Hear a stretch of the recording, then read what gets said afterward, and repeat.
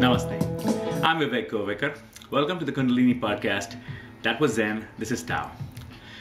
This is episode 10. In the last episode, I talked about Kundalini and music, especially about Indian classical music. A couple of things that I left out, and I just want to mention them briefly. One other form of music that is extremely helpful and was devised to facilitate the Kundalini process is the use of Tibetan singing bowls.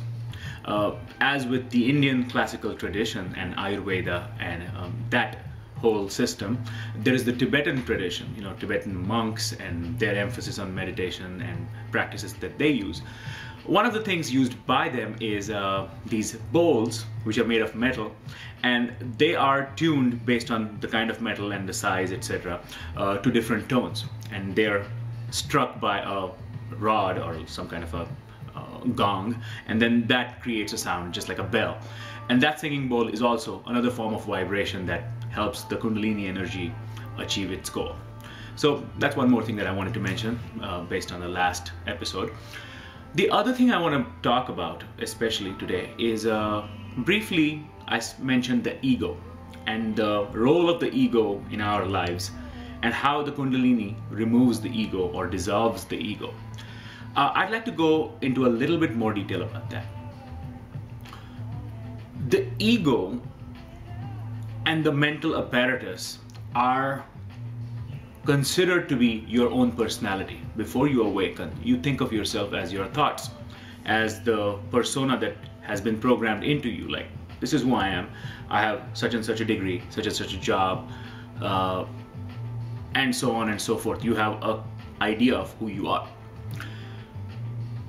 When you start bringing more mindful awareness into your life, meditation is something that you do. It is like a laboratory. You practice something in a laboratory and then you go out and bring that into the real world. So meditation is your laboratory, and in that lab you are practicing on different ways of stilling the mind, witnessing your thoughts. When you bring it out into the real world, it takes the form of mindful awareness. Because that's what you're doing in meditation. You're aware and witnessing your thoughts, your emotions, your sensations in your body, anything that you can focus on and detach yourself and just identify with the witness that is looking at all of these things. That's meditation.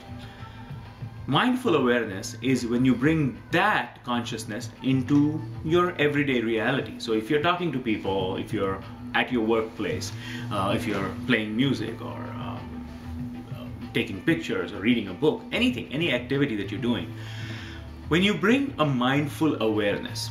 Recently there's a Time magazine cover that talks about mindful awareness, and that's a beautiful thing that Time magazine chose that as their cover and to educate people about that. So what they talk about in the very first paragraph was about a man eating a raisin, and for the first time in his life he actually tastes everything, the texture, the feeling of the raisin in his fingers, on his tongue, the sweetness, the different flavors. That is mindful awareness, or that is a practice of mindful awareness.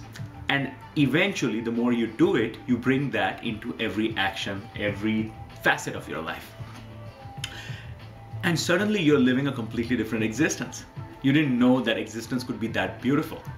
You were not aware on how much you were missing out. You were just rushing through life, going through life, because we live in a fast-paced environment. We live in a life where you don't even have time to think about the socks that you're wearing. You could, in a rush to go out, you could be wearing a blue sock in one foot and black one in the other and wouldn't even notice. Mindfulness is the very opposite of that. And that brings you closer to living in this moment, in this point of time. And the more you do that, the deeper you get within your own self. So the ego, the mind, these are all parts of you, parts of this projection into reality, your body, your mind, your intellect, but that is not you. Your true self is the soul and who is the witness within. It does the witnessing, and it has all these components. Kind of like sitting in a car, you're driving the car, but you are the driver. And the car has its engine, its windshield, your steering wheel, all these parts, they perform a function. But without the driver, the car is just sitting doing nothing, without someone activating it. I mean, that can change when you have automated cars and stuff, but for now, let's just use that as an example. In the same way, your mind, the part that does the thinking, is an apparatus. It is a part of you, given to you to interface with the outside world.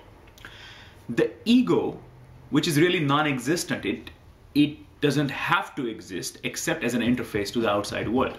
When talking to others, you have to have a concrete identity. Okay, hi, I'm so and so, and I do this. The problems begin when your witnessing mind, your witnessing self, attaches to the ego and starts believing that you are all of those things. And you are those things in a certain time frame. You are working at your job, you're doing a certain function. At that time, that's what you are. But that is not your total reality. And mindful awareness makes you aware of that. Like an hour ago, I was mad at someone and yelling at someone over the phone about something that didn't get done.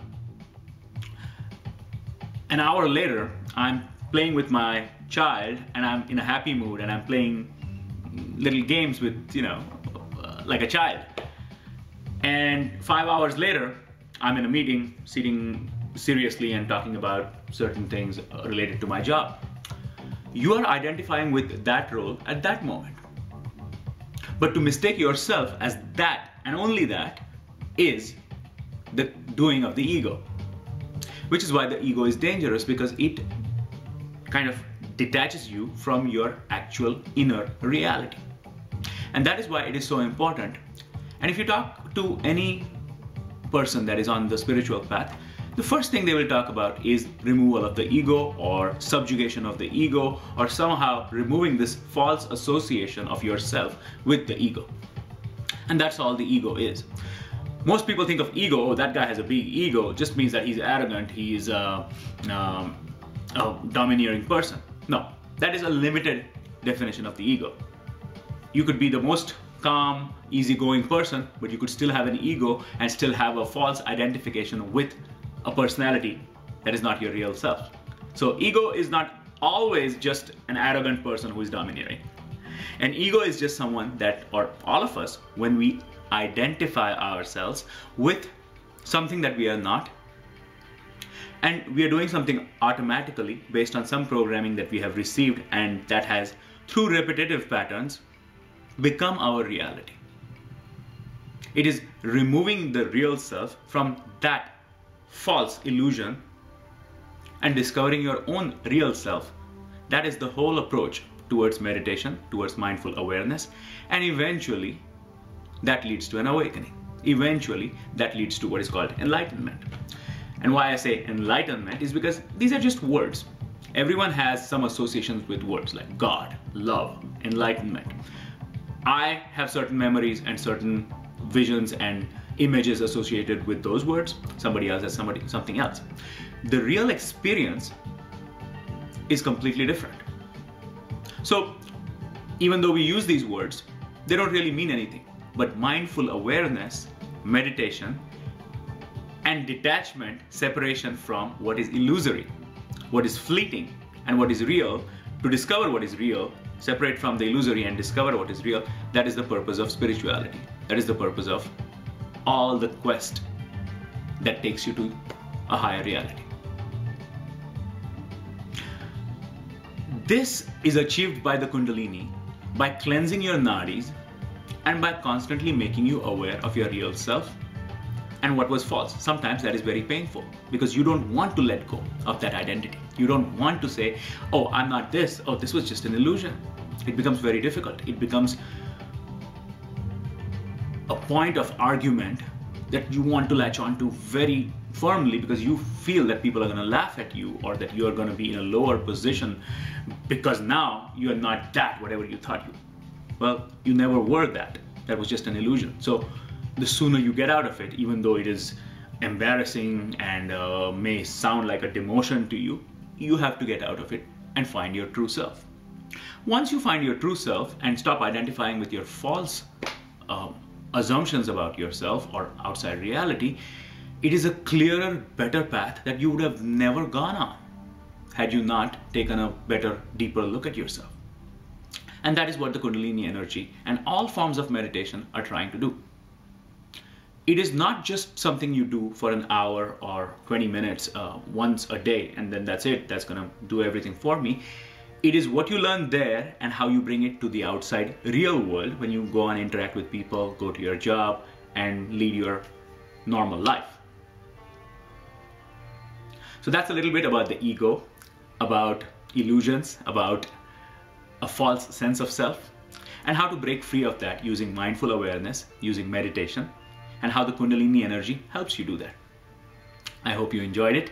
As always, it's been a pleasure making this podcast.